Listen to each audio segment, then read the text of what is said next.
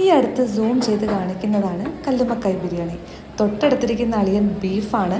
Beef biryani പിന്നെ നമ്മൾ പണ്ടേ കഴിക്കാത്തത് കൊണ്ട് അങ്ങോട്ടേക്ക് നോക്കുന്നില്ല. ഇതാണ് നമ്മുടെ ഇന്നത്തെ താരം, കുറ്റിച്ചിറ ബിരിയാണി. ഇത് കല്ലുമ്മക്കായ് ആണ്. കല്ലുമ്മക്കായ് ബിരിയാണിയാണ് ഞാൻ വാങ്ങിയത്.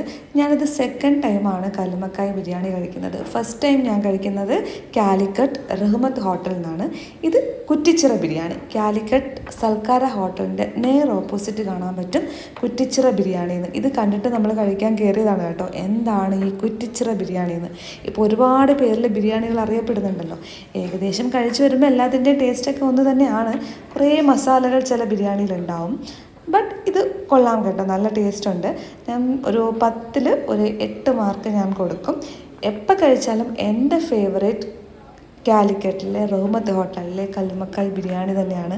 അതിൻ്റെ ടേസ്റ്റ് അന്നും ഇന്നും ഇപ്പോൾ ഈ ബിരിയാണി കഴിച്ചതിന് ശേഷം എനിക്കുണ്ട് കേട്ടോ. അതിൻ്റെ കൂടെ സാലഡും നമ്മുടെ അച്ചാറും പിന്നെ ചമ്മന്തിയും. അതിൻ്റെയൊക്കെ ക്വാണ്ടിറ്റി വളരെ കുറച്ചാണ്. നമുക്കത് കഴിച്ച് കഴിയുമ്പോഴേക്കും അത് തീർന്നിട്ടുണ്ടാവും. ചെറിയ ക്വാണ്ടിറ്റിയിലാണ് ഇത് 2 സാധനവും കിട്ടുന്നത്. നമുക്ക് കൈയിട്ടോ കാലിട്ടോ ഒന്നും എടുക്കാൻ പറ്റത്തില്ല. അത്രയും കുറച്ചാണ് തരുന്നത്. ചോദിച്ചാൽ വീണ്ടും ഇതുപോലെ കുറച്ച് കൊണ്ട് തരും. പിന്നെ എല്ലാം കൂടി കുഴച്ചങ്ങടിച്ചു. ഉച്ചയ്ക്ക് നല്ല വിശപ്പുണ്ടായിരുന്നു. ആ ടേസ്റ്റിൽ ഞാനങ്ങ് കഴിച്ചു. എന്തായാലും സൂപ്പറാണ്, അടിപൊളിയാണ്.